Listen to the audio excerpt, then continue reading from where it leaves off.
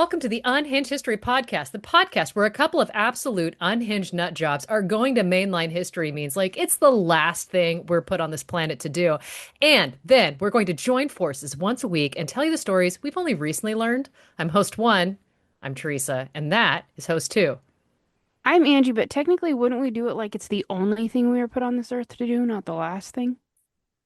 Honestly, you know what? I misspeak all the time. It is Uh, why I hit record so that I can be humbled every time I have to edit this stupid thing. Today, though, we have a uh, special guest, an unhinged friend of the pod. Uh, we have, Another unhinged individual. we do have another unhinged history. Like, so we have unlocked history with Nikki. I Yes. know this so much. Like, I interact with you all the time on TikTok, but can I actually like communicate like a human? Like, I hit record or anything? No. That would be silly. I don't know why you're doing that to yourself. Just be you. Nikki, give us a little bit of a synopsis. What is your sizzle reel? Yes. I am Nikki, host of History Unlocked with Nikki. I'm a public historian and lifelong history obsessive person. I have absolutely loved history since I was a kid, and honestly, I never really stopped studying. I love the rabbit holes. I love when it gets messy. I love the human elements. Um, Anything where it's like really dramatic and transformative, that's kind of my happy spot. Uh, Titanic, Queen Victoria, anything with those big transformational periods, like heading from the late 1800s into the Industrial Revolution, Revolutionary America, all of that, that is my vibe. I love living in that area and finding just random chaotic moments in history to deep dive into. You're in a good place. So cool. It's pretty fun. Um, so I have brought one of those chaotic stories for you guys today. I mean, honestly, we were going to Rochambeau who goes first, but that's a Okay, brilliant perfect. segue. No, You no, go. no. No, no, no, no, no, no. We The want nose you to go goes. first. Um, okay, so for the sources that I have for this episode, I went ahead and looked at some older medieval sources because we're going pretty far back. Um, Yes. I have some medieval sources like the Annales Alamansi, a few other contemporary accounts that cover this. A lot found in medievalist.net, JSTOR Daily Topics, and Catholic Answers. Wow. Yeah, so it's an interesting one for sure. Um, but yeah, so if you all are ready, I can dive into the unhinged topic of my segment. And no, we are going to interrupt at will. That is completely fine. Can't stop, won't stop. You know what? This We one tried once, it didn't work. this one will definitely have moments where you're going to want to interrupt because it's chaotic and absolutely unhinged. Yes.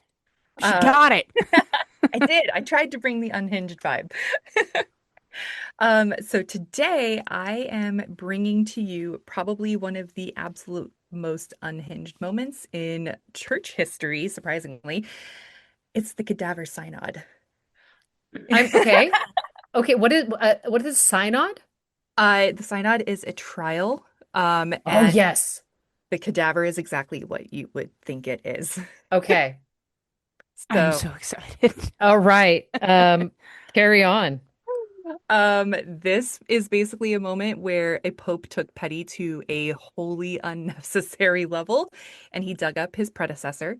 He fully dressed him back in his papal robes, and he put him on trial. So, You know, sometimes Go you got to do on. that. yeah, why not? And Uh, when you say like, sorry, I am interrupting. I said go on no, and then I go ahead. interrupted.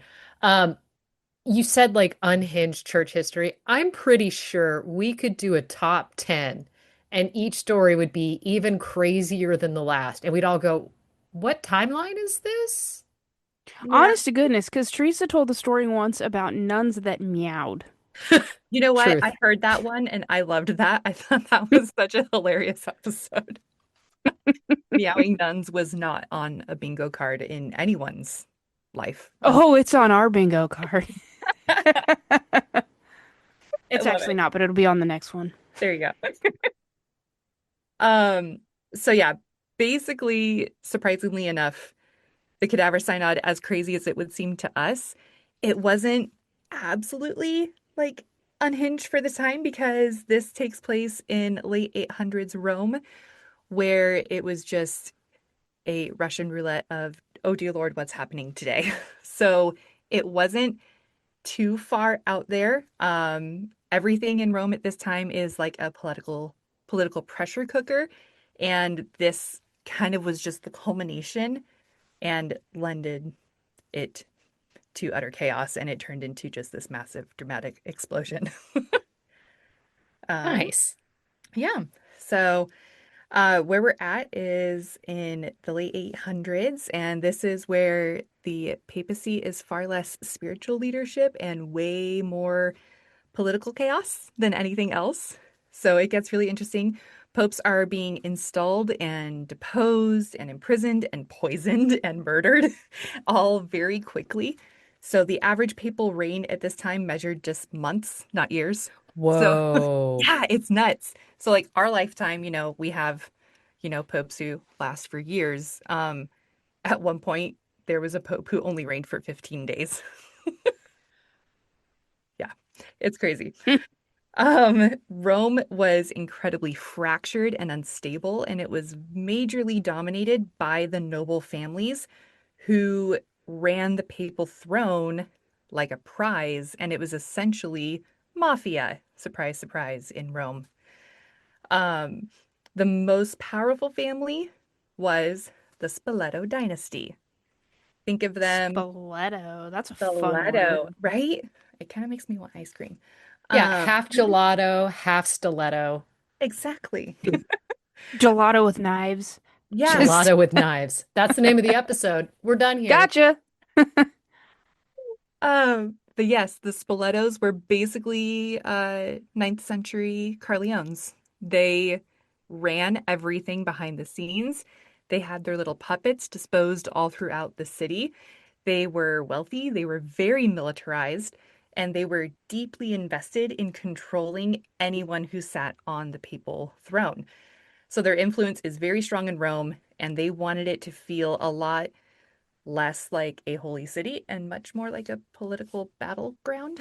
So they definitely kind of set the stage with this utter chaos that was reigning in the time.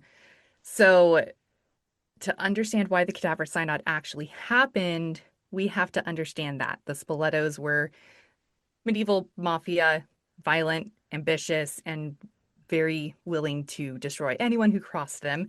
The papacy didn't matter, they just wanted the control. And the Spoletos had a very long memory and a very short temper. Very mafia. Oh, I love this This combo. is giving Lannister. Oh, it's entirely Game of Thrones. Game of Thrones needs to do a like medieval season that's all about about the Cadaver Synod because Be it's absolutely awesome. insane. They really expected loyalty from the people who served them. They wanted direct obedience and political alignment. And when someone defied them, especially someone who was as influential as a pope, they absolutely annihilated and retaliated. Uh, so the next part for this is the players, Carry because on. every dramatic story has key players. We have Pope Formosus. We have Pope Stephen VI and the Spoletos. Formosus was a brilliant, respected, and very controversial figure. He had been exiled, reinstated, but was still admired across Europe. Stephen VI was very insecure. He was politically fragile and incredibly dependent on the influence from the Spoletos for his position. And of course, we've already established that the Spoletos were mafia and were out for blood at this point. And the whole entire mess started because Formosus decided that he would not crown the Spoletos' preferred candidate for emperor. So instead, Okay. he ended up backing their enemy. So wait a minute. This feels Our like a poor man move. is Yeah. is dumber than a bag of rocks, tells the real kingmakers, "Hey, you've made the last several popes. You want to make emperor? Go kick rocks." hmm Yep. All right. They, yeah. So he kind of signed his own death warrant with that one. He Maybe he is, was just hoping for like a forced retirement. you A know, golden it parachute. could be. It could be. Yeah. That move was a bad choice. It very much publicly humiliated the Spoletos, and they did not take that lightly. So, because of Shocker. them, I know, right? Shocker. The mafia doesn't like being told no. It was an If absolute we're honest, do insult. any of us like being told no? You know, you're right. My toddler I doesn't need get to be them. humored a bit more with my power trips so that I can have some epic meltdowns. Well, this is What is it? You will be indulged? Is that Yeah, what our that was goal when we were was? talking about Sacagawea. Yeah. Yeah. Uh, the Spoletos did not forget this. They held on to a grudge like nobody's business. It was passed through the entire Spoleto family. And when Formosus died, surprisingly, of natural causes, they did His not. brakes failed. Sure. Exactly. What? I just have this visual of him like what it's like 800 Rome, so it's like a an amazing chariot and the brake lines have been cut.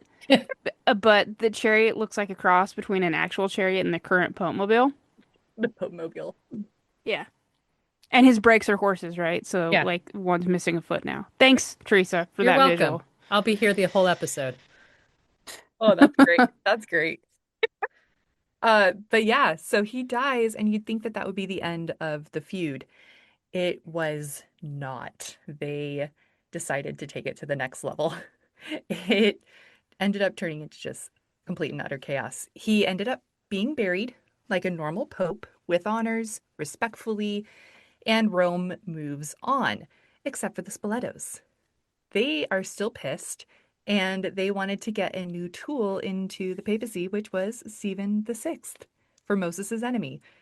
And Formosus, again, insecure, weak, willing to do anything. He's like that creepy little guy in the corner of, every bad medieval movie. Yeah.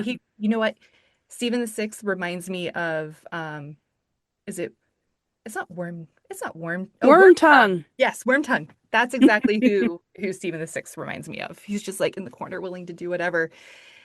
So, to go the extra mile to prove his loyalty to the Spoletos, he decides that he is going to try and undo everything that Formosus did. So he completely disavows any blessings, any ordinances, any appointments that Formosus made. And the Spoletos were still not happy with this. So Hmm. he decides that he is going to take it one step further, and probably the furthest step that anything has ever been taken. And he decides he's going to dig up Formosus's body. This is when you're doing too much. hmm Carry on. hmm this is absolutely the point of no return. He digs up Formosus's body 9 months after he has been dead. Lovely. Yeah, Gross. I've watched too many CSI episodes to know what that would probably look like. I And mean, it would really depend on a lot of other factors from the true crime that I indulge. true, very true. I'm thinking he's dry by now. You I know, mean, you would was he think, buried in winter? you Was he know, buried in Ooh, summer? You see what I mean? that is a good point. valid. He wasn't That is a good embalmed, point. so he's going to He break wasn't. down. Yes, and his Gross. body was recorded to be very fragile and decaying. Oh, So, decaying. So he's got some moisture. yeah, he's juicy. Oh, he's moisturized. He's he's juicy, probably a Moist. little combo of, Shut up. stiff and wiggly. Ew. Um, I don't want to play anymore. I'm going home. well, it gets worse. Oh. They decide that they are going to put him on a full trial. So they take Formosus's lovely 9-month rotting corpse and they dress him back up in his papal robes. Full vestments with the robe, the hat, all of it. And they visually restore his authority so that they could end up tearing it down in front of everyone in the Cadaver Synod. How does They one visually restore their authority when they've been dead? I grant you, Pope. basically Okay. they're like, instead of corpse, here's your little pointy Pope hat, and here is your Pope robes. And I'm sure they tried to stick on fingers where They they put him on a got throne, fingers. right? Oh yeah, they put him on a throne. Yep. Yeah. Yep. Okay. It ended up being a whole public affair. And the wild part is they even assigned a deacon to be his lawyer. I like how you said the wild part. Like we hadn't officially gotten there yet. No, we haven't. There's more. But I just keep imagining this poor little deacon who's been told that he's going to defend a corpse. I'm quitting my job. He's Like like, I'm look, out. I joined this because I actually believed in the faith. I've blessed so many sacraments. I've kissed so many babies. I've just been blessing the holy water and this is what I did. I told my mother I would join the church, and now I am putting Vaseline under my nose so that I can continue to go to work. Oh I gosh. should have gone to the military. I, I should have just married Stacy. I wonder what she's doing right now. Damn it. He's happy at home. Here I am stuck in front of a corpse. Oh Lord. Stephen proceeds to have a full trial. Stephen is pointing and accusing the decomposing Formosus propped up on a throne. He is absolutely unhinged. Just picture like those lawyer scenes where spit's flying out of the mouth, kind of the whole what was the movie? The You can't handle the truth, a few good men. yes, Yeah, I'm here yes, for that. yep, that. Just envision that. According to records, he was just that unhinged, trying to get Formosus to declare that he was invalidly made pope. And He doesn't they- deny it. I asked him. here's the thing, they went as far as to shake the throne to make Formosus look like he was nodding and agreeing with the accusations. Honestly, you could have just tied a string to his head. Oh, that would have been so much better. Little puppet. Just saying. Yeah. So this poor deacon has to try and answer on behalf of the corpse. He has to pretend like it's a legitimate legal proceeding. And I can't imagine how hard that must have been. The official charges made against the corpse were perjury, illegally becoming pope, violating canon law, and it was much less about theology and just sending the message, basically not to cross the Spoletos. In the middle of all of this, Rome has an earthquake. Literally Yes. mid-shout, mid-trial, earth begins to shake. Everyone in the courtroom starts to panic, but Stephen keeps yelling and keeps going. And it's recorded in the Annales Almansi records that in the midst of the synod, the earth shook. And that was kind of everyone started freaking out, thinking that it was God's punishment, that, it was not a good omen. And it probably wasn't the best. Right? Not a Yeah. good look. No, not a great look. By the end of the trial, Formosus is surprisingly found guilty. You know, Shocker. I know, right? Why would he be found innocent? Um, Yeah, if you're gonna go through all that, dig him up, And re-jewelify lose the him in the whole case bit, after all and of then that. lose to a dead man, yeah. right? And you would think that that would be the end of it, right? He's declared guilty. All of that is good, but it's not. Stephen takes it further. He decides that he is going to strip the corpse of the vestments. He cuts off his little papal blessing fingers to annul any blessings that he made.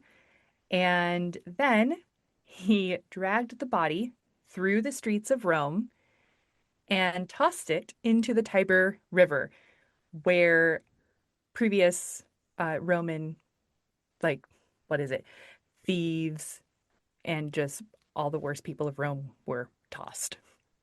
So, Yes. very Game of Thrones. I'm just curious, did any prior to this, was Stephen at all blessed by this former pope? Like, did he get a Stephen promotion wasn't from blessed by a him? therapist, I can tell you that much. Nope.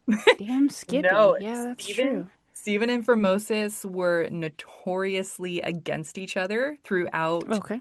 all of Formosus's reign and most of his life. They did not like Okay, each so other. this is like a Oh, you it's a got a lifelong boss. grudge. Okay. All Yep. right. I've been waiting for this. Oh, absolutely. Stephen was like counting the days till he could, dig up his enemy's corpse and drag it through the streets. Uh, Gross. I know, right? It's just so bad. I've never hated anybody that much. I think I got to raise my hate game. No, you're fine. You're fine. We're not going to be dragging anybody through the streets. I like how you say that. That's up there when I had my hormones done and I told my husband, I was like, they're going to put me on testosterone. And his response is, you don't need more testosterone. I need to Yeah. call some people because yeah, I needed more testosterone. But he was just like, okay, hold up. Before we do this, like, what could be the possible outcome? Because long memory, short fuse. Yeah, I mean, I'm married to her. I know what that looks like. Oh my goodness. Yeah. I'm going to stay your hand on this one, Teresa. Your hate level is just fine. Oh my gosh, I love it.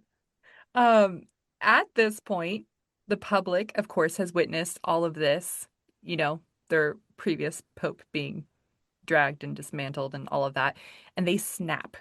So they completely turn against Stephen the Sixth, who is overthrown and then strangled in prison. He went from a great day to a really bad day. Damn. Really bad day. Um, they ended up finding Formosus's body in the river, and they withdrew the even wetter corpse and decided to Reconstituted. Reconstituted. exactly. I'm so grossed out. Okay. Sorry, I have a dark sense of humor sometimes. You're hanging out with me. I Even mean, Angie's wetter. stuck, with the headphones on right now, but you're hanging out with me. This is fine. Carry on. Oh man, I love it. Gross. So at this point, Stephen the Sixth is gone, and the next pope is Theodore the Second, and he is much more friendly to poor Formosus, and he reverses everything. He recovers Formosus's body, he reburies him with honor, and 20 days later, he is no longer pope. Because the Spoletos are not happy about Because of this the decision. revolving door. Because the revolving door, absolutely. So he is followed by John the Ninth, who officially condemns the Cadaver Synod. And after his very short reign as well, Sergius the Third becomes pope and digs up Formosus again. Gross. And at this point, Formosus is too composed for them to dress and put on the throne again. So it was a very symbolic trial, but he recondemns Formosus. After that, the next pope to come in puts another stop to that and reinstates Formosus to all of his glory. The church is completely outraged and they decide to put a hard stop on cadaver synods, and there has never been another cadaver synod after Until now. No, I'm until joking. I'm now, joking. until we bring it up. But yeah, I love this story for many reasons, mostly for its just absolutely unhinged nature. I really feel like someone needs to turn this into some kind of movie, some kind of filmed event. But it's a really great reminder for me that we're all messy. These are all messy human stories, and we've all been Gross. petty and unhinged. Hopefully, we aren't dragging our enemies through the streets after they have, you know, been dead for 9 months. But but history I'm is just very thinking, messy. he I love came it. back and haunted the hell out of Oh, everybody absolutely. for like Yeah. You generations. just see a random finger that just drops on the dinner table. Mm-hmm. Cupboard doors constantly being opened. I'm picturing more of like the Godfather scene with the horse in the bed, and I'm just picturing like Mm-hmm. fingers laying next to the stilettos as like a warning. Yeah, Gross. honestly. Yeah. Yep. I mean, I'd fake it at this point. Yeah. If your last name's Spoleto, send me your address. I've got ideas. We'd like to know how the last 1,000 years has gone for you. Right? I want to know. And you know what? I love this because 1,000 years later, we're still talking about how absolutely unhinged this was. So, I'm here for it. right? This was the only cadaver cyanoid, right? Mm-hmm. Okay. I didn't Yep. think there was one before it. No. Yeah, from what I was able to find, this is the one and only. Well, to be fair, That there were that foreign two. only. Yeah. Yeah. There were two, one when he was Gross. dead and one where he was more dead. But Fair. I don't know He how many was deader. he was deader. I don't He's know how not many getting people any better. can say that they were put on trial twice while dead, but this guy definitely can. That's awesome. That Gross. I know, right? So Yeah. It's so I good. think I'm going to hard pivot into my story because I just looked on the spreadsheet. You at first last time, Angie, I which means did. it's my turn to go first. Nikki technically stole that honor, so, I'm but so I'll sorry. you do Don't not be sorry. It apologize. was amazing. Never apologize. Oh, I always apologize. That's my We will aggressively I love you. Yeah, yeah. Yeah. love it. All right. I am going to tell you the story of Pedro Gonzalez. Ooh. Okay. And I'm going Question. to answer. Was he dead and digged up twice? No, no. But Okay. honestly, Just checking. Angie, I'm telling you right now, I am veering so hard into your wheelhouse that you are going to be frustrated you didn't have this on your spreadsheet. Oh, you don't know it's not on my spreadsheet. You've never seen it. Okay, well, here we go. My sources, husheduphistory.com, titled Noble Beast, Stardom and Sadness of Petrus Gonsalvus. All That's Interesting article, Petrus Gonsalvus and the Real Beauty and the Beast Story by John Kurowski. Damn Oh, it. interesting. So is this on your spreadsheet? Did I really just hijack your life? It's in my mental spreadsheet that I have like it probably is on my actual spreadsheet too, but y'all know that's 300 lines long. You know, that's none of my business. Born circa 1537. 1337? 1537. 1537. Okay, I heard you wrong. All I right. probably Checking. said it wrong. I'm going to go through the No, I think you said it playback. right. I heard it wrong. I mean, at this point, I cannot be trusted. Now, Pedro Gonzalez, he's a native of the Canary Islands. He begins his life as a slave, but our man is no ordinary slave. See, Pedro has hypertrichosis or werewolf syndrome. Oh, okay. Damn Long, it. luxurious hair covers his body. Are we talking has Luxurious. it or No, I mean, like, just imagine. So I've got pictures for you, but ooh. for right now, I'm saving those to the end. So spoilers. But imagine hair that's roughly 5 to 7 inches. Okay. So cousin it is more, stripper length hair throughout. Yes. Teresa, don't corner the strippers into one length of hair. Honestly, you're right. I'm sorry. If you're a stripper with short hair, I hope you're rocking it. Now, You got it, Candy. Just saying. we're going to go a little bit forward and backward in time here, so journey with me. Uh, we really see Pedro hit the scene July 25th, 1547. Okay. And this is the date that King Henry II is being celebrated as the newly crowned king. Okay. Okay. Henry II being husband of Cathrine de Medici. Yes. Okay, this Loving is why this. I knew I was like solidly stomping into Angie's territory. She really is. She really Oh is. no. It's all right. Now, I'll he's punch you led, later. I hope so. It's not going to be a punch. She could take me in a heartbeat. Uh, for those, maybe new to Henry II life, he's already had kind of a turbulent lifestyle. He ended up spending some time as a hostage in Spain, and then he ends up ascending the throne. And his rise of power isn't the only thing on everybody's mind that night because there's a huge topic of conversation about one of the gifts that he's received. There is somebody who's a little small in stature with big, frightened eyes. They're in a fairly large iron cage. It's a Mm. 10-year-old boy. Oh. This is where Pedro lands onto the scene. Now, he had been born in the Canary Islands, like I said. He was born a slave. And having this hypertrichosis, this made him basically a curiosity, right?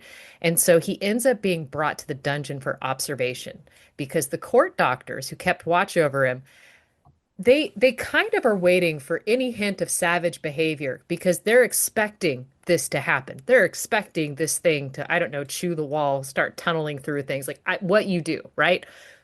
Unclear with what they thought a 10-year-old could do. I'm sure 10-year-olds can do quite a bit. Mine's been fairly tame. Mine chewed through a wall once. That's I impressive. want pics. He didn't, but you know what? There is a dent in the door from his head. So That's close enough. Wrong part of his. Next time, tell him to open his mouth when he's doing it, not use I'll it as a ask battering him. ram. He's 18. How many came? He made it. He's 18, but he did go for a solid year of wearing his helmet inside all the time. Oh, So, Oh my yeah. gosh. all right. Moving right along. So You asked for my feral child. There I you did, go. I did. So the court doctors, going back to Pedro, when they all come to the same conclusion at dawn, they're like, you know what? Basically, this is just a polite little boy with hair as soft as sable. That's Oh, a quote. wow. So they were petting this kid. Anyhow, Oh yeah. Henry Herbal II, Essence got nothing on them. man, could you imagine the commercials? Just the flipping of Same. the hair, all of the shampoo commercials. Pantene Pro Mm-hmm. V. Oh, Mm-hmm. Yeah, this guy could have been an influencer. But Henry II, he now has a new goal because if this thing is polite, he's going to try to do this long-term experiment on this wild man and turn him into an educated gentleman. He Okay. begins by giving him the revised Latin name of Petrus Gonsalvus. okay. Now, Gonsalvus's education progressed, and so did everybody's like shock and amazement in his court because he adapted pretty quickly to wearing the clothes of a nobleman and becomes absorbed in his lessons. He's learning etiquette, speech, reading, writing. He becomes fluent in 3 different languages. Okay. Nice. He's learning military tactics, Latin. He's everything that a young nobleman should learn, and he tends to be more educated than some of the aristocracy, aristocrat, Aristocracy. yeah, I am so glad I'm aristocracy. watching you struggle with this one because I struggle with it every time. You know what? I have struggled with this word previously while recording too. It's such a hard word. Aristocracy. I mean, Aristocratic. Aristocat. No, see, it's because of the Aristocats. yeah. Okay, where's the jazz? So, Gonsalves, as we're going to call him from now on, Gonsalves is going through these ranks. Eventually, he earns a place of honor at the king's court alongside people that just a couple years ago thought he was a wild animal. Wow. Now, despite working his way up, he's never quite earning the respect due, and he's not considered an equal, basically because of his shaving game. Rude. Now, so it looks like a success because he's here, he's got the highfalutin clothing, but that's basically it, right? He's just there in name and not status. Now, early 20s, his world gets rocked because Henry II wasn't long for this world. He dies after a jousting accident on June 10th, 1559. His protector, mentor, deuces off this planet, and now he's placed under the ownership of Henry's widow and regent, Catherine de Medici. Oh dear Lord. And in case I you're love her. wondering, this is not where you want to be in life. No, no, it's not. Not particularly. So, of course, Catherine remembers when Pedro, now Petrus, came to court, but she sees this situation as a rare opportunity because people like Petrus are rare. And rare also meant valuable. And Yeah. Catherine is a schemer. Yeah, she is. So he's proven he could be a nobleman. And so she sets out to find him a wife. And after an extensive examination of candidates, she finds a young French woman, also named Catherine, and she decides that this Catherine is going to fill the spot of bride, right? Now, young Cool. Catherine is the daughter of a royal court servant, and by some accounts, says that the queen specifically chose to see what would happen with someone of such beauty is matched with someone of the appearance of a beast. Oh, harsh. Look, Rude. we've never called Catherine the most empathetic character in the world. That No. has never been that'll get scratched off Wikipedia faster than anything. Mm-mm. Now, up until the wedding day, the bride isn't told a single thing of his condition. She only becomes aware of his appearance at the fucking altar. Wow. Damn. Okay. Now, apparently, after 1 year of their wedding, they welcome their first child, a son, which shows no trace of the father's condition. So, their second child, another son, also free of hair, but the third and fourth children, they inherit daddy's condition and they come in the same soft hair as daddy. Catherine de Medici is absolutely delighted. Oh no, that's never good. Yeah, normally pleasing the royals is going to be a great idea, unless it's Catherine de Medici. But I also don't know if disappointing Catherine de Medici is in your favor. Yeah. I think you want to be Yeah. ignored, Yeah. Ideally. forgotten. Yeah. Now, in her mind, her experiment works. And she thinks of this outcome of this wild family as her very own creation. Hmm. Now, they have a total of 7 kids altogether, 4 of which are covered in fur. And then they start this family tour throughout Europe, appearing before royal courts to the delight and fascination of everybody who lays eyes on him. Wow. This is the first circus sideshow, as far Yeah, as I'm concerned. absolutely. I They hate be, it. it's, there's so much what the fuck in this story. Yeah. Yeah. Wow. Okay. They become one of the most famous families in Europe. Their touring cemented them not only to many memories, but also to the works of art that came from this. Because they're going to courts. And the court, the king, hey, painter, stop my portrait. Do that one. Do that one. They're cool. Let's go. Let's Yeah, go. yeah. Speed paint. Let's go. Now, in 1582, Duke Albrecht the Fourth of Bavaria had their portraits painted with the family donning rich clothing to further accentuate their unusual appearances. In the 1590s, the family visited Switzerland, where they were studied extensively by anatomist Felix Planter, who later published his findings on account of his time with them. Now, here's where things kind of take a turn because 1589, there's a little bit of aristocratic coup, and the Gonsalvus family found themselves without a benefactor. Hmm. Yeesh. Every time something's kind of had a hiccup, this hasn't worked out well. During their turmoil, they caught the attention of the Duke of Parma, who sent for Gonsalvus, his wife, the son, the 4 daughters to his home city. The Duke dies before he can join them, but his wife, Margaret, the Duchess of Parma, immediately took the family under her wing. Now, here's where things kind of get a little crazy. I would probably need about 17 more sources to figure out which one is more correct. So things are about to get a little amorphous here. Okay. Now, Yeah.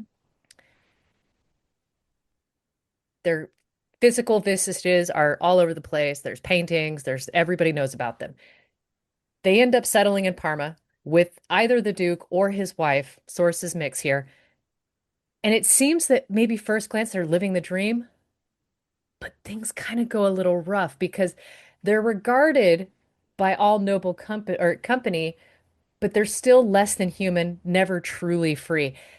As they're living in Parma, this means that the Duke and his family or his wife, whichever one, basically own them. And they're desperate to make their own living. They're desperate to be out of the thumb of the noble ownership. So Gonsalves asks, this source says, the Duke for work, and he puts him in charge of a nearby estate where he could maintain the surrounding lands and vineyards. So this kind of gives him a taste of normalcy, but he doesn't regard the family as equals, and he kind of treats them like his own personal property, kind of like Catherine de Medici seemed to. Now, portraits of the children are commissioned to be given as gifts to any of, the people that he wants to, share this with.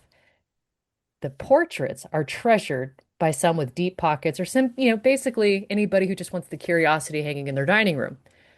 The 4 Gonsalves children who were covered in fur are eventually given away as gifts by the Duke. Oh, I hate that.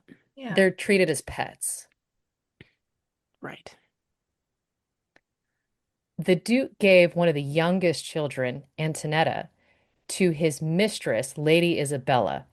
And this story is documented in a portrait where she's holding up a letter with the words clearly telling the tragic story of her own family, Wow. Hmm. which is one of those like, holy crap.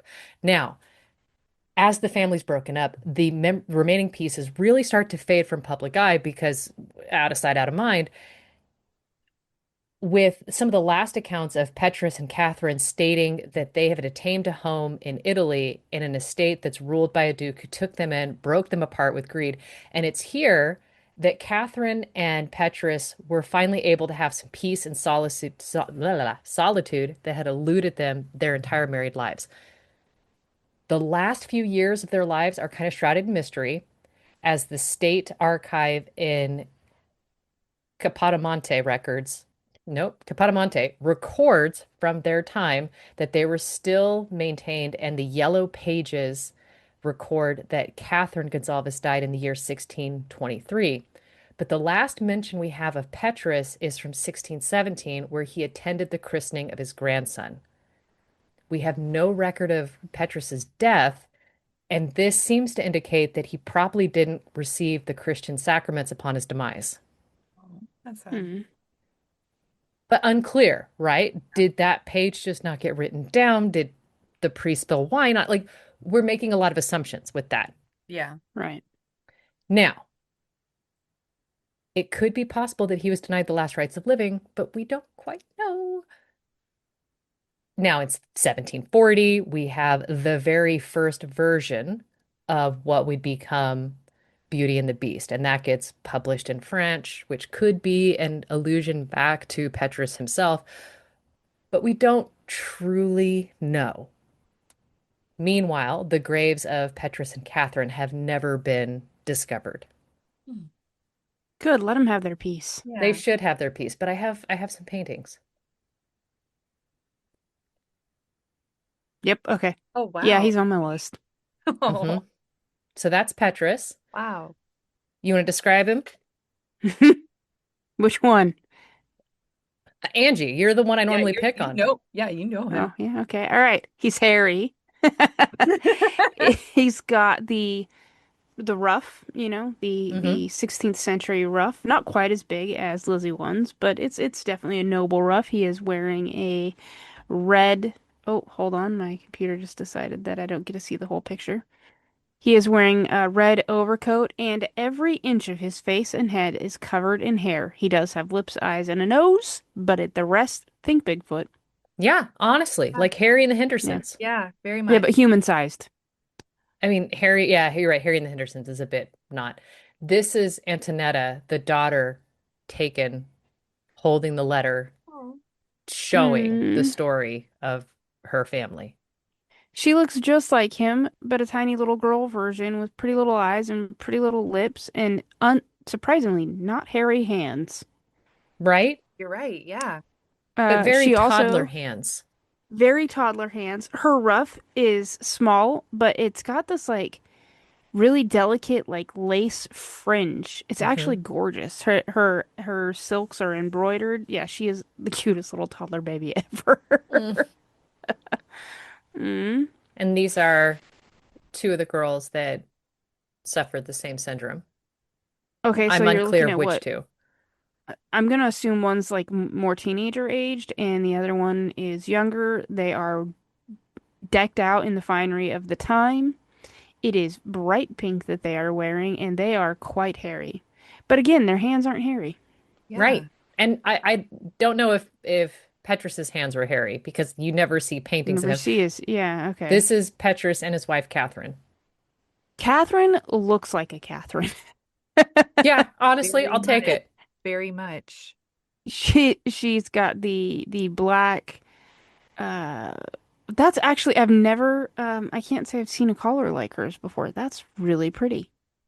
It's rough, but it doesn't go all the way around. It's open in the front. She looks like she's got a necklace on. She's resting her hand upon the shoulder of Petrus, who is wearing a blue tunic, and he looks like he has had to sit for this painting for some time and is not happy about it.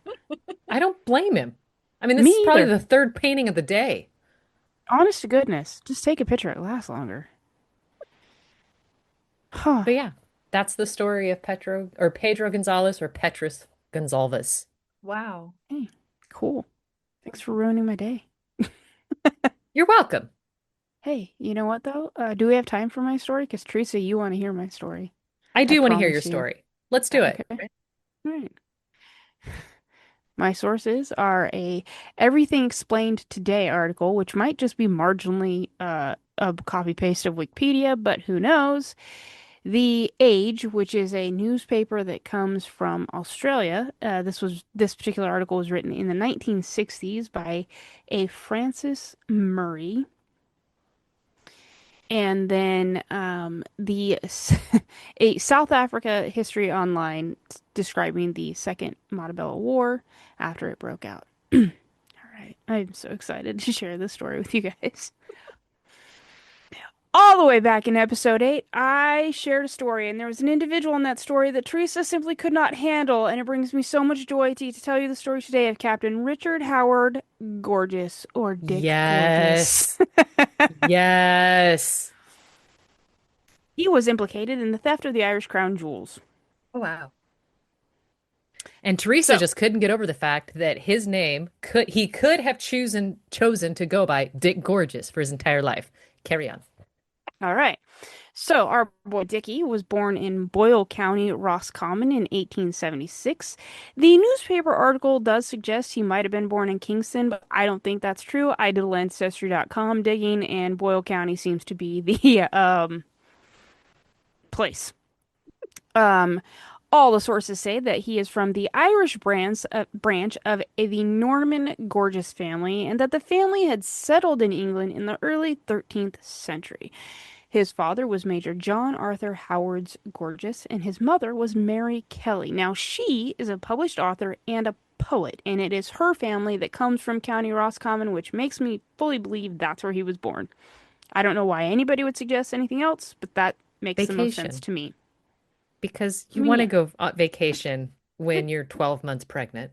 Yeah. yeah, but yeah, that sounds great. Okay, so for whatever reason, and there's parts of his life that there is no timeline for, but by 1888, he's about 12, he finds himself in South Africa. At first, I was assuming that the whole family went, but there are records of his dad living in Dublin in 1901, so I'm kind of thinking I know they had family connections in South Africa, so it kind of makes me wonder if they just like shipped him off to his weird uncle. Like, do your thing, have all the fun. Um, Regardless, he is in South Africa. He fights in the Second Montebello War of 1896. This is going to lead later to the creation of Rhodesia. But for now, the easy explanation is this is an uprising against, you guessed it, the British. In fact, the rebellion is sparked by a combination of severe environmental and economic crises that the indigenous spiritual leaders blame on the British. Good for them, Wow. Honestly, right? they're not wrong, So, I'm sure. I don't even need to listen to more right? facts. Okay, so here's where his timeline gets a little bit murky, but at some point during this war, he is surrounded and cut off from the rest of his men. There is this overwhelming force of the indigenous that are like just kind of getting closer and closer and closer. And supposedly he shoots his way out as best as he can and then proceeds to escape by swimming through the crocodile-infested Limpopo River. And this is how he earns the nickname Daredevil Dick. So yes, he did go by Dickie. He did go by Dick, Aunt Teresa, if you needed to Wow. know. I mean, honestly, this guy is just a gay James Bond. Honest to goodness. At some point during this time, whether it was when he joined the war or during the war or maybe shortly after, he joins the Cape Police Force. On his application for the police force, he stated that he had previously spent 18 months with the Royal Canadian Dragoons. Here's the thing. Up to 1888, there's almost no record of him, so we don't really know. I couldn't find any military records to suggest he was with the Royal Dragoons. Could have been just telling a good lie. Who knows? You know, when they can't fact check you, that's the best time to make the lie. Right? Honest to goodness, right? So after his time in the war, he grows pretty bored with peace, like shocking. Um, so he thought he might drum up some fun and rob the De Beers Kimberley vault. Now, there was a whole story that I'm about to tell you, but my curious self asked, has the De Beers Kimberley vault ever been robbed successfully? The answer is no. So, supposedly, this is the world at the time. So think like late 1800s, early 1900s. This is the world's most strongly guarded building, and it houses millions of dollars of diamonds. Okay. This is how the story goes. He has two accomplices, and the two accomplices force the outer gate and then the inner steel gate that has these patent locks, which I'm assuming are incredibly special locks. And all the while they're doing this, our guy, Dickie, is keeping watch. The two accomplices are able to open the large safe without any suspicion, but then one of them accidentally sets off the alarm and they flee. They get the heck out of Dodge long before the police get there, but not our man Dickie, no, because he's a genius. He waits for the police to arrive and he waltzes in with them, like doing his thing. Okay. Ballsy. He is Very. posing. This is so Ocean's 11 to me. He is posing as one of the firm's officers and he is shouting urgent directions to the police. So you can imagine this is like a scene he is Yeah. creating. And then he picks up a tray of diamonds and just walks out the front door like nobody's going to stop him. He thinks he's in the clear, but as he's turning the corner, he almost runs right into the police sergeant. At which point, he smashes the tray holding about $100,000 worth of diamonds into the sergeant's face, and he escapes unidentified. And I know you're curious, Teresa. I can see the look on your face. That is over 20 million US dollars today. Thank you. Please and You're thank you. welcome. And I'm also wondering, okay, this is what happens when you work at a jewelry store. This things you don't think about. When you work with a jeweler, not just a jewelry store, but somebody who's actually doing the work, there are tiny little diamonds that are used all over the place. And your jeweler boss, who will just kind of casually drop some on accident because he'll hold some with some really thin little tweezers and they'll jump out and they're like 6 cents a piece. He's not truly concerned with finding that $6 little bit. He's just going to grab another one. And you're just going to walk around during your shift in between customers and see something shiny, little piece of glitter behind the counter and go, oh, hey, boss, here's another diamond. Oh my goodness. Yeah. So I'm wondering, did any loose ones just kind of land in a pocket, a cuff, like, Oh, probably, but here's the thing. This is the vault where De Beers keeps its diamonds. It's not a yeah. jewelry store. It's like the, Oh, well aware, well aware. I'm simply saying right? that having been near diamonds, I know those things. I'm not going to say they're like sand that they get everywhere, but kind of, especially if you launch a tray into the air. I, okay, so that was my visual because it says they smash him right in the Yeah. face. So I'm like, so did the police get man go home and take his jacket off that night and is like flinging diamonds into the Right? kitchen? Oh, And would you have told anyone at that point? I would have kept my Brenda, mouth keep your shut. For mouth real. shut. Put that in the Yep. jewelry box. 5 years from Don't now, say we'll get anything. it set. But until then, keep your mouth shut. Mm-hmm. Listen, I'm Statute of gonna give you limitations. promotion. Real. Yeah. Yeah, exactly. Okay, so he escapes. He's unscathed. He's unidentified. Things are great. The Boer War breaks out, and he's finally got something to do. He is commissioned into Thornycroft's mounted infantry. So here he is basically law unto himself, and he works as this like roving patrol. The newspaper talks about an article. In the newspaper article, he talks about this incident where, on the occasion that his men have been pay has failed to show up for them, he holds up some sort of supply wagon. It's called a specie wagon, and Wow. he Okay. just pays his men with the looted gold. Like, well, we're gonna get you paid one way or another. I So now good want on to him, know I what a guess. specie wagon For is real. because I've got additional questions. Me too. I didn't Google it. That was for later. He did. So here's what's really interesting. He did get four medals during the Boer War, but was evidently dishonorably discharged in March of 1900, allegedly for sodomy. And here is where Ancestry.com comes in because I saw his discharge papers. They just said discharged for misconduct. Tomato, tomato, given the time period. Yeah. And also, if you're dishonorably discharged, how many more times can you join the army? Because he goes back. Oh my gosh. But anyway, What was that about lying when they can't check your records? Right? It wasn't right. digitized. You're absolutely right. Okay, so he becomes an orderly with the Imperial Hospital Corps. He does this for like maybe 6 months, but then in April of 1901, he joins Scots Railway Guard as a lieutenant. He leaves this post in September. His last post is going to be as a lieutenant in the Border Scouts from November 1901 to 1902, or to May of 1902. By November of '02, he is in London where he has joined the 3rd Battalion Royal Irish Regiment as the instructor in musketry as a captain. Okay. From here, he makes his way to Dublin, where his main job is to guard the Dublin Castle, which is the very place where the Irish Crown jewels were stored in a safe that never made it into a vault room because why, Teresa? The safe was too big, the door was too small, and it was kept in the stupid library.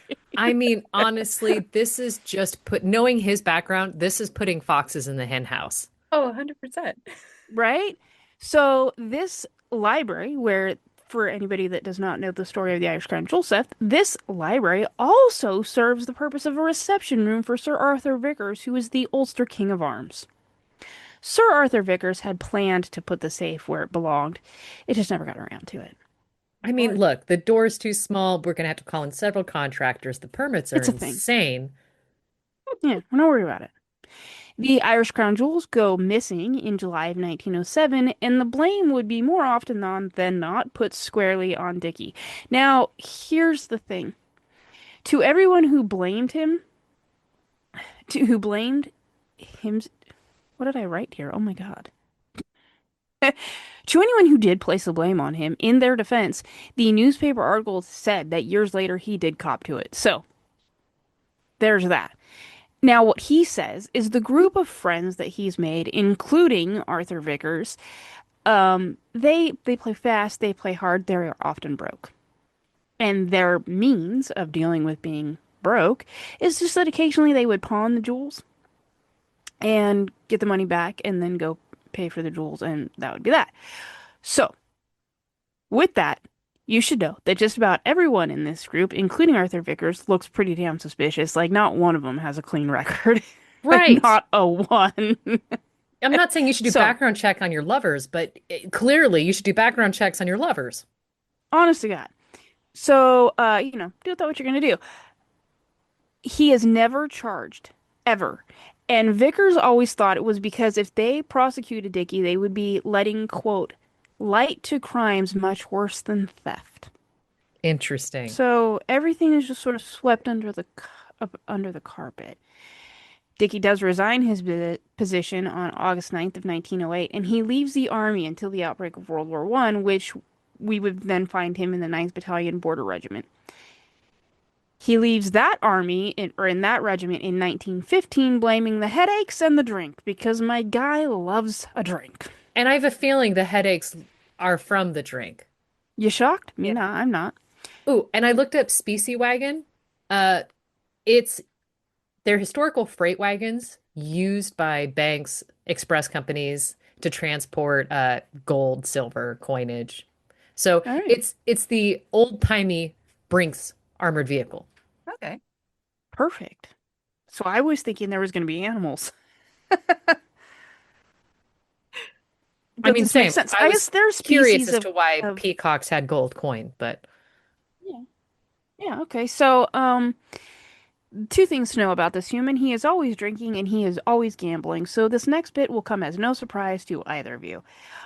On at least one occasion, a junior officer had reported to the police that Gorgeous had fleeced him at cards at this local gambling house. they only On report July, them because they lost. pretty much. Narc. I know, right?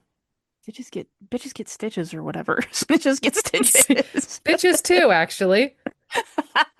It's true. You know what? You're right. On July 12th of 1915, Dickie returns home to his lodging house at Hampstead quite drunk to find Detective Sergeant Arthur Askew and a one Detective Young waiting for him with a warrant. In the following moments, Detective Young would be dead and Detective Askew would be wrestling the revolver that Gorgeous kept on the mantel from his hand. So our man is arrested for the death of a police officer. At the Old Bailey, he would say that he had been very drunk and didn't know they were police and he was just trying to defend himself and the revolver had accidentally been fired in the struggle. He Okay. gets charged with manslaughter because the jury gives him the benefit of the doubt on this last point about the gun firing. Like, maybe. We're not Yeah, wearing body cams next at this time. We don't next time be know. sober enough to identify a badge. He's given 12 years and was released in the early 40s. He's in his 60s at this point. Now, according to the article, this is where he admits to the crown jewels theft, saying exactly that they would pawn him when they needed and get the money back. He said that when they found out the king was coming that July in 1907, that they had tried to get the money together but couldn't. So he took the rest on the idea that, quote, he might as well hang for the sheep as for the lamb. Like, Okay. he also said that he did get 30,000 for the jewels, but he had given the money to the rest of the group and believed that the events of the shooting of the police officer in 1950 and his sub or 1915 and his subsequent arrest were just a way to hold him there pending further investigation into the theft of the crown jewels. And here's the thing. The investigation of the theft was pretty much kiboshed shortly after the theft. Like there was no further investigation that we know of. So he's going to believe what he's going to believe. Right. Not long after this article comes out, he is standing on a busy train platform waiting for the tube at Edgware Road Station. As the train is like plowing by, he falls into the lines and is killed instantly. No. Oh, So wow. he's one of the reasons why they say mind the gap. Pretty much. Now, the coroner can't determine if it's an accident, a murder, or if he jumped himself. His findings are left open and simply stated killed by a train. Wow. Now, Francis Murray, reporting for The Age, which is this newspaper that hails all the way from Melbourne, Australia, says in 1961, so like 15 years after his death, the story, she tells the story of his life and says, quote, such was the official epitaph to Richard Gorgeous. It emphasized the mysterious ending to an enigmatic, enigmatic career. Enigmatic? Yeah, enigmatic career highlighted by daredevil heroism, spectacular crime, petty fraud, and manslaughter that narrowly escaped the brand of murder. Wow. Wow. So that's the That life is of Dick quite Gorgeous. the epitaph. Right? The more I learn about this man. Honest to goodness. Oh, and not in my notes at all. He had a brother who married, so he comes from good stock, but his brother like sorted his life out quite differently and married an heiress from the United States. So as he's like getting into like petty crime problems, his brother is sending money to foot the bill. Wow. Yeah. Dickie That's Gorgeous had it coming and going. I all week love this long, babe. dude. That's the story of Dick Gorgeous. Wow, that is a fascinating character. And I need you to know, Nikki, I have been waiting a long time to share this, so thank you.